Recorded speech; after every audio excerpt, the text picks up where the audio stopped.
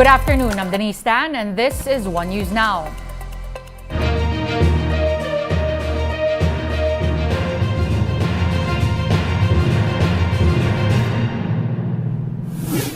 It's home stretch and preparations for the Christmas convoy to the West Philippine Sea scheduled this weekend. Wrapped in Christmas boxes, donations have been loaded on Mothership MV Kapitan Felix Oca and are now ready for the long voyage to the Kalayaan group of islands.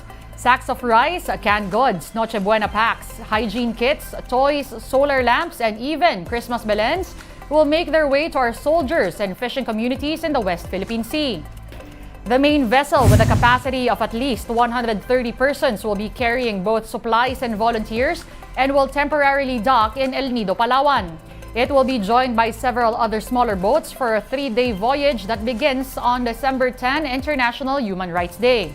While there are risks of confrontation with the Chinese Coast Guard, Batangas fisherman Roberto Alerosa will join dozens of others for the Christmas convoy. May nagtanong na sa akin, hindi ba kayo natatakot? Ay, sino bang hindi matatakot? Pero sabi ko, hindi ba rin matakot, huwag lang maduwag. At mas nakakatakot yung agawang ka ng iyong sariling bansa. Bansa, hindi ang inaagaw dito, hindi lang naman territorial waters. Kapag sila nagtagumpay doon, buong bansa aagawin nila. Mas nakakatakot yun. Also joining the Christmas convoy are One News anchor Ed Lingao and Gretchen Ho.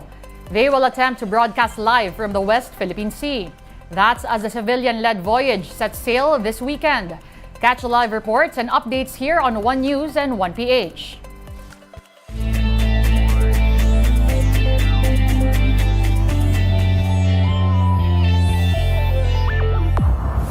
We now bring you the very latest sports action, starting with the Creamline Smashers and Cignal HD Spikers inching closer to booking final spots in the PVL All-Filipino Conference. Here's the story.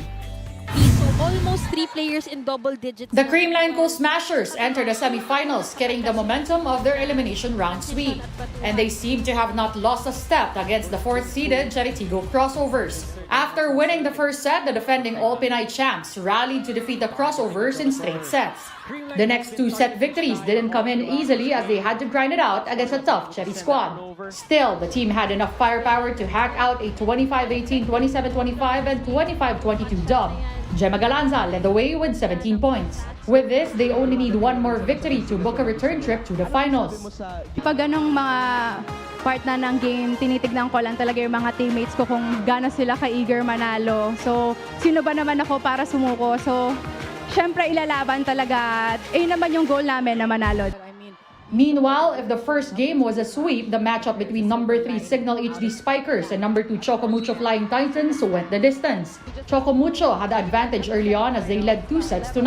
With their backs against the wall, the HD Spikers seemed to have woken up and hammered Chocomucho in the next 2 frames, arranging a decider. In the 5th and final, Cignal pulled all the stops and eventually completed the reverse sweep. Final 18-25, 23-25, 25-14, 25-19, and 15-10. Ces Molina was the high point woman with 23 points as 2 others scored at least 15 markers. Cignal is also 1 win away from entering the finals of the tournament. Yung tiwala ng coaching staff na binigay sa amin and kung paano kami pumukpok sa training and yung lagi nare-remind ng coaching staff sa amin na na-training na natin to, ito na yung game plan natin, so mag-stick lang tayo sa game plan. And ang laking factor na naglaro kami as one cohesive unit. Game 2 of the best-of-3 semis is tomorrow, Saturday, at the PhilSports Arena. Chocomucho looks to bounce back against Cignal at 4 p.m. while Cheritigo tries to force a decider against powerhouse Creamline in the 6 p.m. game. Catch those games live on One Sports, One Sports Plus, and the Pilipinas Live app. In the PBA, the Meralco Bolts have tapped Zach Lofton as their new import in the Commissioner's Cup. Lofton will take the place of Sulaiman Braimoh, who got injured in their game against the NLEX Road Warriors. The 31-year-old American is also one of the Bolts' 2 imports in their ongoing East Asia Super League campaign. Lofton carries with him some NBA experience, having played for the Detroit Pistons back in 2018. He is eligible to play when the team takes on the Northport Batampierre this Sunday. Braimoh, for his part, has gone under the knife after an Achilles injury. Meralco, as of now, carries a 4-1 win-loss record. Meantime, Commissioner's Cup action resumes today, Friday, at the PhilSports Arena in Pasig. First to play are the NLEX Road Warriors and the Rain or Shine Elasto Painters at 4 p.m. Ross eyes back-to-back wins after starting their season poorly with an 0-5 record. In the second game, the San Miguel Beermen and Northport Batampierre will face off at 8 p.m. We'll see if San Miguel is rusty, having not played since last week. We're taking a timeout. The game on One News Now will return after a quick break. Stay tuned.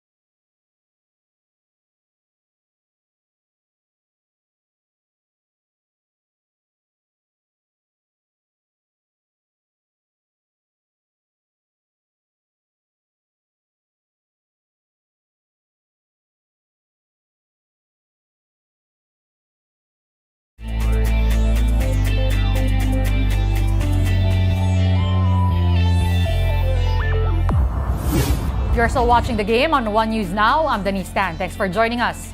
News from the esports world, the Pinoy team AP Bren secured its slot in the knockout stages of the M5 World Championship. That's after sweeping Team Lilgan of Mongolia 2-0. After a dominant Game 1, Bren had to buck a slow start to keep themselves in the game. And after wiping out the Mongolian squad in late-game team fights, Bren was able to secure the victory. Bren ends the group stage with a perfect 3-0 record. With this, the squad is expected to take the upper bracket of the knockout stages, which begins this Saturday. LaSalle MVP Kevin Kiambao is set to make a big decision on his basketball career after winning the UAAP Season 86 title with the Green Archers. Kiambao is embarking on a vacation to Japan on December 15 with no firm decision yet on his future. For now, he's just looking to take some much-needed rest and spend time with his family. His decision is huge due to him being an integral part in LaSalle's championship run. KQ capped off a solid Season 86 campaign with a season MVP, finals MVP, and the title. Speaking of KQ and LaSalle, school spirit is still high after that epic showdown between the Maroons and the Archers. Check out the top 5 plays of the series. 7 seconds remaining before the end of the first half. Harold Alarcon, inside, outside. Kagulagan fires at the buzzer.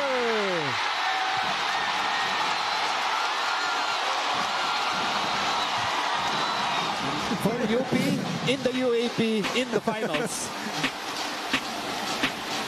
Planting his feet, launching it. A bit of hesitation there, but still in time. Hits that last second shot for UP. And the spray, Austria. And KQ sticks it back. With a The touch, here's that athletic move by the MVP. High in the sky, above the rim. Show that athleticism off, MVP. And Escador really improved his shot. He's improved over the years. Wow! That's over Malik Hill. And Mike Phillips really came to play. Off a spin move. A two-handed stuff over Malik. Cancino, Cagulangan, Torculas, Diouf, and Abadiano. And a spinaroo by Cancino. Offensive rebound by UP. Cagulangan for three. Oh! Alcos Torculas! And here it is again off that offensive glass. A putback by Torculas. UP's last field goal was at the 6-minute mark. And here's Nenny. He fires a jumper. That's short. Dio fires it to Abadiano. Jerry Abadiano drives. And he is blocked. He is blocked by Kiambao.